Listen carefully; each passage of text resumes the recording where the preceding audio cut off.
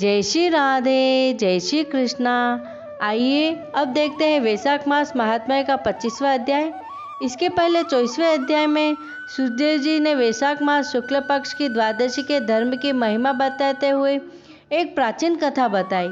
कश्मीर देश की ब्राह्मण कन्या ने पति को वशीभूत करने के लिए उसे औषधि दी और वह दुष्चरित्र करने लगी, जिसके कारण वह रौरव नरक भोग कर कुत्ते की योनि में गई।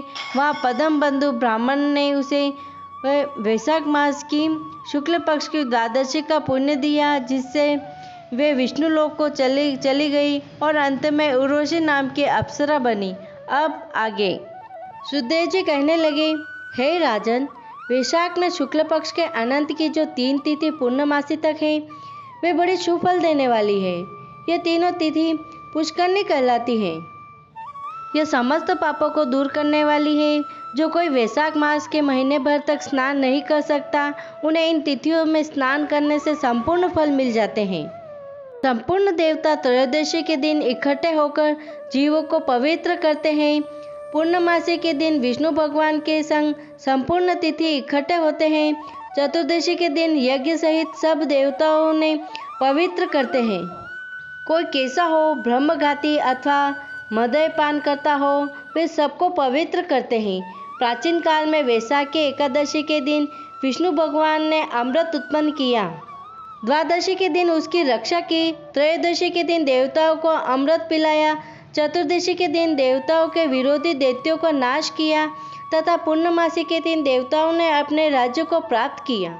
इससे देवताओं से प्रसन्न हो इन 3 तिथियों को प्रतिपूर्वक प्रफुल्लित चित्त से वरदान दिया था।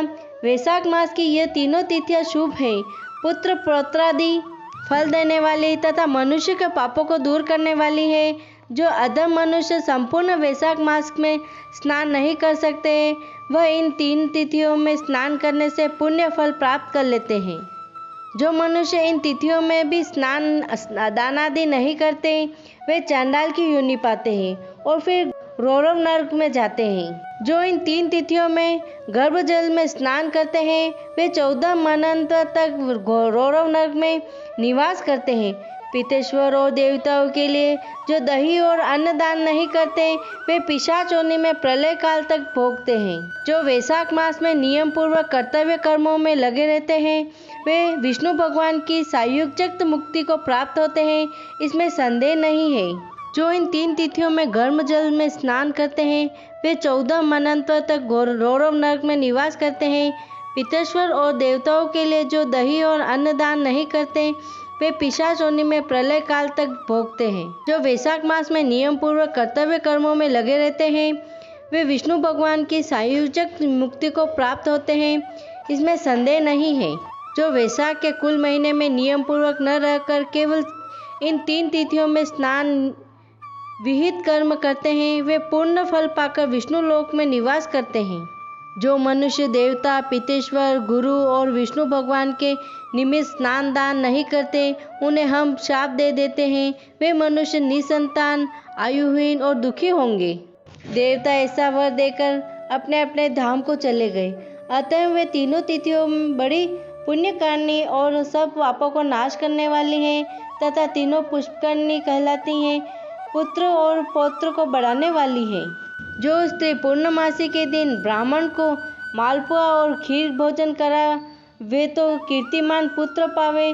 पिछले इन्हीं 3 दिन में जो कोई गीता का पाठ करे, उसे प्रतिदिन अश्वमेध यज्ञ करने का फल मिले, इससे कोई संदेह नहीं है। जो कोई इन 3 तिथियों में विष्णु सहस्त्र नाम का पाठ करता है, उसके पुण्य के फल करने की तो किसी में भी स्वर्ग अथवा पृथ्वी भर में सामर्थ्य नहीं है। पूर्णमासी के दिन जो कोई सहस्त्र नाम का पाठ करे और एक एक नाम पर मधुसूदन भगवान को दूध से स्नान करावे, तो उसके सब पाप दूर हो जाते हैं और वह विष्णु लोक को जाते हैं। जो सभी उत्तम उत्तम पदार्थ द्वारा मधुसूदन भगवान का पूजन करे, तो कल्पांत में भी उसके पुण्य क्षीण नहीं होते हैं। जो कोई मनुष्य वैशाख में न स्नान करे न दान करे, वह ब्रह्म हत्यारा, गुरुघाती और पितृश्वरों का नाश करने वाला होता है। जो कोई नित्य प्रति श्रीमद् भागवत गीता का 1 श्लोक, अर्ध श्लोक या चौथा श्लोक पढ़े, तो ब्रह्मत्व को प्राप्त होता है। इन 3 दिनों में श्रीमद् भागवत कथा सुनने वाले कभी भी पापों में लिप्त नहीं होता। जैसे कमल के पत्ते पर जल नहीं ठहरता है, इन 3 तिथियों में विधिवत भगवत पूजा, स्नान, दान आदि करने से बहुत से मनुष्य देवता हो गए हैं, कितने ही सिद्ध बन गए हैं और कितने ही ब्रह्म भाव को प्राप्त हुए हैं। ब्रह्मज्ञानी अथवा प्रयागराज में मरने से मोक्ष मिलता है अथवा वैशाख मास में नियम पूर्वक स्नान करने से मोक्ष मिलता है। वैशाख की पूर्णिमा के दिन स्नान करके नीले रंग का साण छोड़े तो समस्त बंधनों से छूटकर धर्म, अर्थ, काम और मोक्ष प्राप्त होता है। जो गरीब कुटुंबी ब्राह्मण को जो दान देता है वह अकाल मृत्यु से छूटकर परलोक में पदम पद पाता है। जो मनुष्य वैशाख की पूर्णमासी को बिना स्नान दान किए बिता देते हैं वह 100 जन्म तक कुत्ते की योनि में पड़कर निष्ठा के कीड़े होते हैं। तीनों भुवन में 3.5 करोड़ तीर्थ हैं। ये सब इकट्ठे होकर पाप समूह के डर से सलाह करने लगे कि पापी मनुष्य अपने किए पाप हमारे बीच में त्यागते हैं तो हमारे पाप कैसे दूर होंगे। ऐसी चिंता करते हुए तीर्थपाद हरि भगवान की शरण में गए और अनेक स्रोत द्वारा स्तुति करके प्रार्थना करने लगे। हे देव, हे जगन्नाथ, हे संपूर्ण पापों का नाश करने वाले पापी मनुष्य, हमसे स्नान करके पापों को हमारे बीच में छोड़ आपके धाम को चले जाते हैं, तो हे प्रभु, हम तो आपके आज्ञाकारी हैं, अतः ये पाप है। हे जनार्दन, हमसे कैसे दूर होंगे। हे प्रभु, हम आपके चरणों की शरण में इच्छुक हैं, कोई उपाय हमारे सामने कहिए। जब तीर्थों ने ऐसी प्रार्थना की तब भूत भावन भगवान हंसते हुए मेघ जैसी गंभीर वाणी में बोले, वैशाख के महीने में मेष की संक्रांति में शुक्ल पक्ष में जो अंतिम 3 दिन है वे 3 दिन सर्व तीर्थमय पुण्य रूप हैं और मेरे प्राण प्यारे हैं। इनमें सूर्योदय से पहले स्नान कर जल से बाहर आ जाए, जिससे सब प्रकार के पाप से छूट पुण्य रूप और निर्मल हो। उन 3 दिवसों के बीच जो कोई स्नान नहीं करते उन मनुष्यों में ही पाप स्थित रहता है। जो पाप तुम्हारे बीच में है उनसे निकलकर इकट्ठे हुए हैं। जो मनुष्य इस प्रकार तुम्हारे बीच में पाप छोड़ गए हैं वह उनमें रहते हैं। ऐसा तीर्थपाद विष्णु भगवान ने तीर्थों को वरदान दिया और ऐसी आज्ञा दे योग बल से वही अंतर्ध्यान हो गई और सब तीर्थ अपने अपने धाम को चले गए। प्रतिवर्ष वैशाख के महीने में पिछले 3 दिनों में सब अपने अपने पापों को छोड़ निर्मल होते हैं। जो वैशाख के पिछले 3 दिनों में स्नान नहीं करते उन्हें के ऊपर सब मनुष्यों के पाप आकर के ठहर जाते हैं। इस प्रकार स्नान न करने वाले मनुष्य को तीर्थ श्राप देते हैं। जो कोई इन 3 दिनों में स्नान नहीं करता उसके समान कोई पापी नहीं है। ऐसा पाप किसी भी शास्त्र में न देखा है न सुना है। अतः पिछले 3 दिवस में स्नान, दान और मधुसूदन भगवान की पूजा न करे तो इसमें तुल्य कोई पाप नहीं। जो कोई इन कर्मों को ना करे वह 14 मनंत तक नरक में पड़ा रहे। इस प्रकार संपूर्ण वैशाख का महात्म्य महाबुद्धिमान श्रुति कीर्ति के आगे कहा हुआ जैसे जैसे सुना या देखा तदनुसार हे माधव मास की कथा वर्णन की गई है। इस महात्म्य को पूरी रीति से वर्णन करने की सामर्थ्य तो ब्रह्मा जी की भी नहीं है। पहले कैलाश के शिखर पर बैठकर पार्वती जी ने महादेव जी से पूछा, तब महादेव जी 100 वर्ष तक यही कथा करते रहे तो भी पूरी न हुई।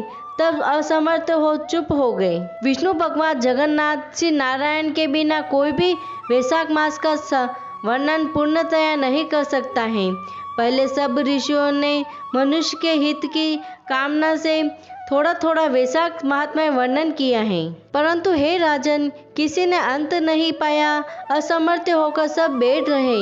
तू वैशाख मास में दान आदि सत्कर्म कर, इसमें निश्चित ही मुक्ति मिलेगी। ऐसा मिथिलापति राजा जनक को समझाकर शुद्धदेव जी राजा से पूछकर जाने का विचार करने लगे तो राजा तो एक साथ उल्लास उत्पन्न हो गया।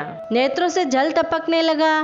तब उत्सव करने में प्रवृत्त हुआ और अपनी बुद्धि के लिए शुद्धदेव जी को पालकी में बिठाकर ग्राम की दक्षिणा कर चतुर्गिणी सेना को संग भेज पीछे पीछे स्वयं चला है। फिर अंतपुर में ले जाकर वस्त्र, आभूषण, गौ, पृथ्वी, तिल, स्वर्ण आदि सब प्रकार के वैभव आगे रखकर नमस्कार कर हाथ जोड़ सम्मुख खड़ा हो गया।